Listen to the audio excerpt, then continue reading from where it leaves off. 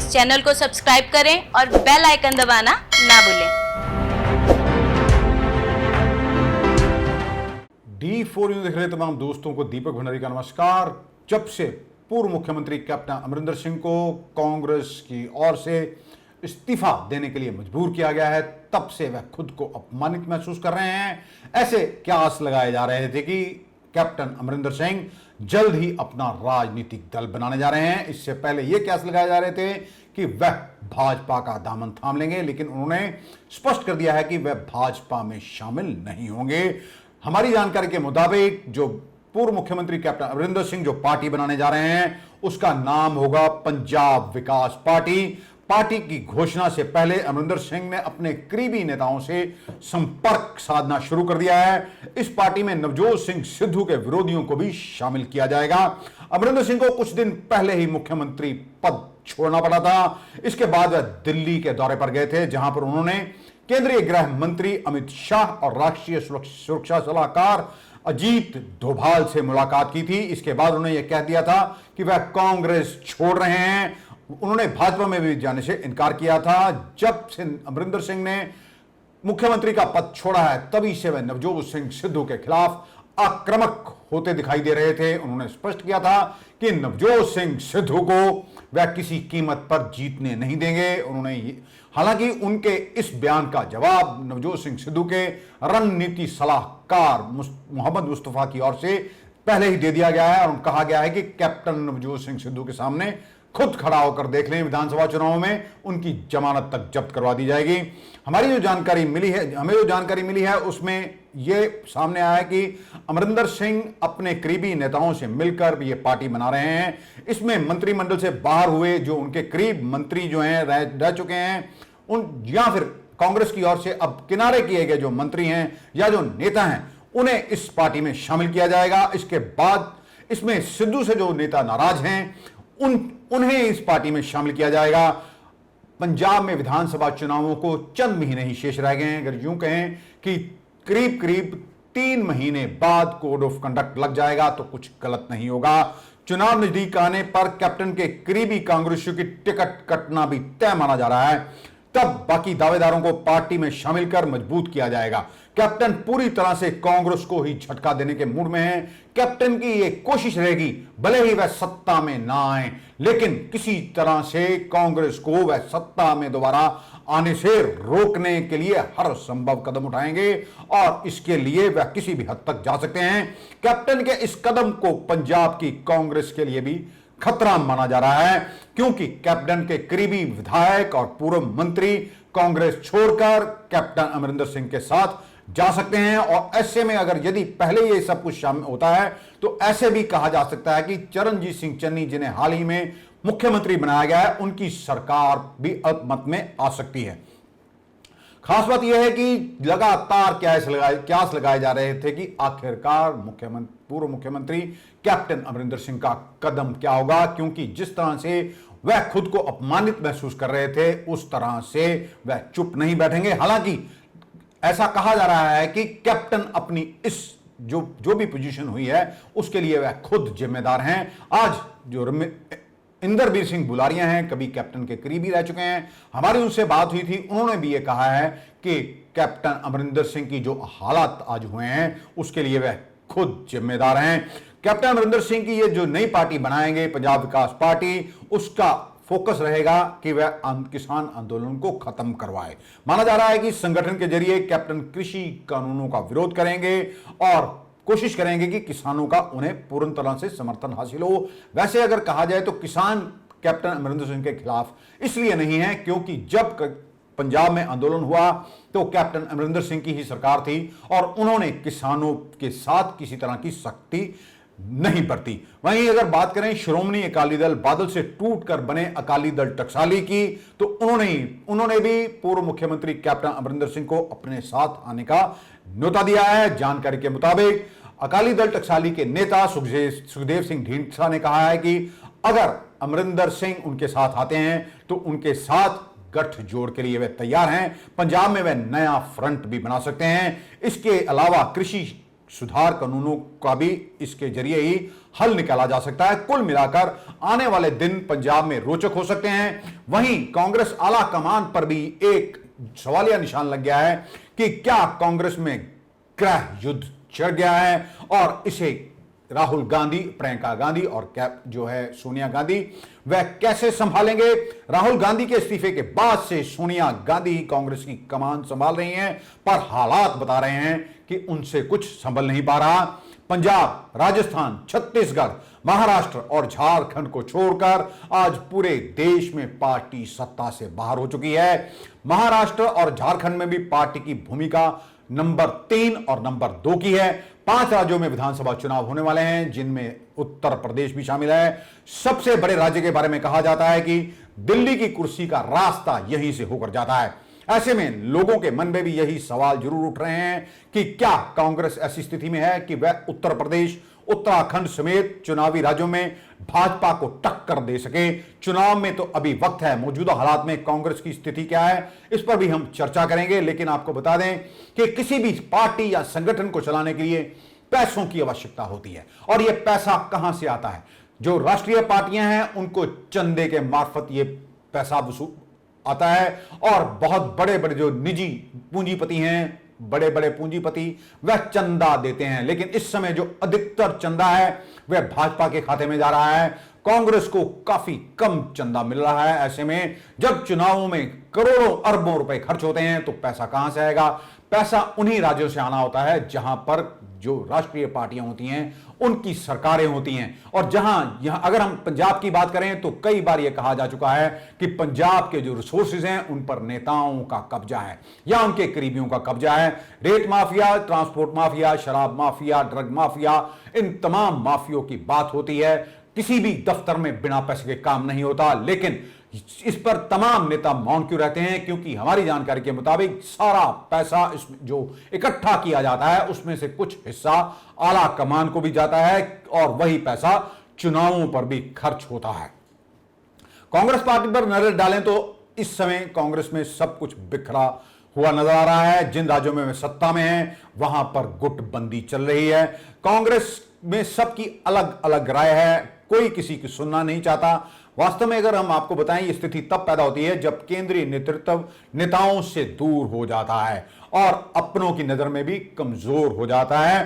दरअसल पार्टी अध्यक्ष सोनिया गांधी आम बैठकों से दूर हो रही हैं और नेताओं से भी कम मिलती हैं, ऐसा कहा जा रहा है। ऐसा यह भी कहा जा रहा है कि उनकी सेहत इसकी अहम वजह है। हालांकि ट्विटर पर और जनसभाओं में कांग्रेस के पूर्व अध्यक्ष राहुल गांधी केंद्र की बीजेपी सरकार पर लगातार हमले करते रहते हैं। उनकी बहन प्रियंका गांधी भी उनका साथ दे रही हैं। हालांकि वे पिछले कुछ महीनों से लगातार उत्तर प्रदेश में काफी सक्रिय हुई हैं। इस समय भी वे लखनऊ में हैं और अगले चुनावों की तैयारी में जुटी हुई हैं। राहुल गांधी की बात करें तो वे अपने चुनावी दौरे पर हैं, दक्षिण में हैं। यह देखकर लगता है कि कांग्रेस विधानसभा जो चुनावों में जीत के एजेंडे के साथ आगे बढ़ रही है। और क्या ये सच में कामयाब हो पाएगी या नहीं, ये तो आने वाला समय ही बताएगा। और जब अपने बड़े नेता नाराज हों तो पार्टी एकजुट कैसे हो सकती है, ऐसा भी कहा जा रहा है। फिलहाल कांग्रेस जो है सभी को एकजुट रखने में जो कामयाब दिखती कहीं दिखाई नहीं दे रही है, क्योंकि जिस तरह से पहले मुख्यमंत्री कैप्टन अमरिंदर सिंह को हटाया गया, फिर नाम आता है सुनील जाखड़ का, फिर नाम आता है सुखजिंदर सिंह रंधावा का और अंत में सफल हो पाते हैं चरणजीत सिंह चन्नी। अब चरणजीत सिंह चन्नी ने आज आलाकमान से मुलाकात की। इस मुलाकात के दौरान क्या सामने आया, क्योंकि जिस तरह नवजोत सिंह सिद्धू ने अपनी सरकार पर हमला किया था उस तरह से तो एक बार फिर से कांग्रेस आलाकमान को उन्होंने कटघरे में खड़ा कर दिया था। अब जो कुछ स्थिति साल पहले ओल्ड बनाम युवा नेताओं की कांग्रेस के भीतर थी वह अभी तक सुलझी नहीं है। इसका यही दुष्परिणाम यह हुआ है कि बुजुर्ग और अनुभवी नेताओं की नाराजगी दूर नहीं हुई और नए नेता अपनी महत्वाकांक्षा पूरी करने के लिए बाहर निकल आए। सोनिया गांधी की सक्रियता कम दिखने से पंजाब और दूसरे राज्यों में नेतृत्व को लेकर फैसले के बारे में ऐसा कहा जा रहा है कि राहुल गांधी और प्रियंका गांधी ही बड़े फैसले ले रहे हैं। जिस तरह से पूर्व मुख्यमंत्री कैप्टन अमरिंदर सिंह की नाराजगी सामने आई थी, उससे साफ हो गया था कि राहुल गांधी और प्रियंका के सलाहकार पार्टी के वरिष्ठ नेताओं को लेकर एक मत नहीं है, या यूं कहा जाए को गंभीर नहीं है, तो कुछ गलत नहीं होगा। आपको यह भी पता है कि सिंधिया का पार्टी छोड़ना रहा हो, या राजस्थान में गहलोत बनाम सचिन पायलट का विवाद, दोनों मामले में यही संदेश गया था कि अनुभवी और युवा नेताओं के मसले ठीक तरह से हैंडल नहीं हो रहे हैं, इसलिए ये सारी उथल पुथल कांग्रेस में मची हुई है। अगर हम बात करेंगे जो पुराने जो नेता हैं, पुराने दिग्गज कांग्रेसी हैं, उन नेताओं की बगावत पार्टी में टूट का सबब बन सकती है। वैसे भी ग्रैंड ओल्ड पार्टी में टूट का इतिहास बहुत पुराना है। हाल ही में दशकों में शरद पवार, ममता बनर्जी, एनडी तिवारी और अर्जुन सिंह जैसे कांग्रेस के जो दिग्गज नेता थे, वह कुछ इन्हीं हालातों में कांग्रेस से अलग हो गए थे।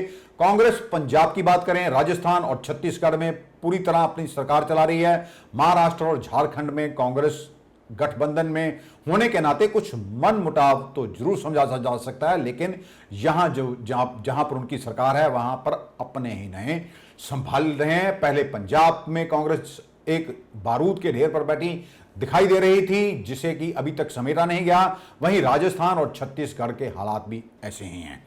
पंजाब की उथल पुथल आपको सबको पता है कि 2017 के बीच से ही कैप्टन अमरिंदर सिंह और नवजोत सिंह सिद्धू के बीच जो 36 का आंकड़ा रहा है, क्योंकि जब नवजोत सिंह सिद्धू ने कैप्टन अमरिंदर सिंह को अपना कैप्टन ना मानकर राहुल गांधी को अपना कैप्टन बताया था, तभी से दोनों नेताओं के बीच खटास जारी है। अब जबकि अचानक सब कुछ बदलाव हुआ है, तो भी सब कुछ ठीक नजर नहीं आ रहा। सुखजिंदर सिंह रंधावा, अंबिका सोनी, सुनील जाखड़, नवजोत सिंह सिद्धू खुद अपनी सीएम की दावेदारी पेश करने में लगे थे, बाद में मतभेद डालने के लिए। हालांकि अनुसूचित जाति का वोट बैंक भी कांग्रेस की ओर से हासिल किए जाने के लिए चरणजीत सिंह चन्नी को जो है मुख्यमंत्री बना दिया गया था। पंजाब कांग्रेस घमासान में शुक्रवार को पंजाब के प्रभारी हरीश रावत ने पूर्व मुख्यमंत्री कैप्टन अमरिंदर सिंह पर निशाना साधा और कहा कि कांग्रेस ने जो किया कैप्टन के लिए किया। इस पर हालांकि कैप्टन सहमत नहीं हुए इस पर, और उन्होंने पलटवार किया और कहा कि आलोचक भी मुझ पर उंगली नहीं उठा सकते।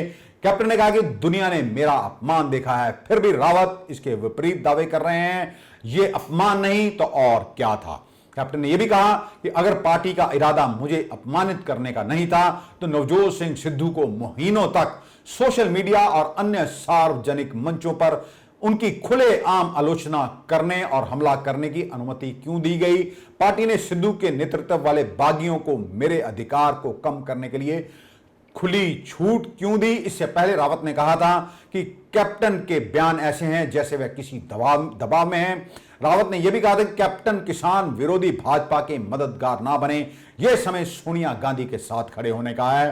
रावत ने यह भी कहा कि इन रिपोर्टों में कोई सच्चाई नहीं कि कैप्टन अमरिंदर सिंह का जो पंजाब कांग्रेस की ओर से अपमान किया गया था। कांग्रेस पार्टी ने अब तक जो कुछ किया वह कैप्टन अमरिंदर सिंह के सम्मान के लिए किया, और वर्ष 2022 में विधानसभा चुनावों में पार्टी को जीत दिलवाने के लिए किया। उन्होंने यह भी कहा कि सहयोगियों और पार्टी नेतृत्व के लगातार याद दिलाने के बावजूद कैप्टन अमरिंदर सिंह बरगाड़ी मामले में ड्रग्स और बिजली जैसे महत्वपूर्ण मुद्दों पर अपने वायदे को निभाने में विफल रहे। कम से कम 5 बार तो उन्होंने खुद कैप्टन साहब से बात की, लेकिन इसका नतीजा कुछ नहीं निकला। वहीं अगर जहां मुख्यमंत्री चरणजीत सिंह चन्नी आज आला कमान से मिलने के लिए दिल्ली गए हुए हैं, इसी बीच उन्होंने प्रधानमंत्री नरेंद्र मोदी से उनके सरकारी आवास 7 लोक कल्याण मार्ग पर मुलाकात की।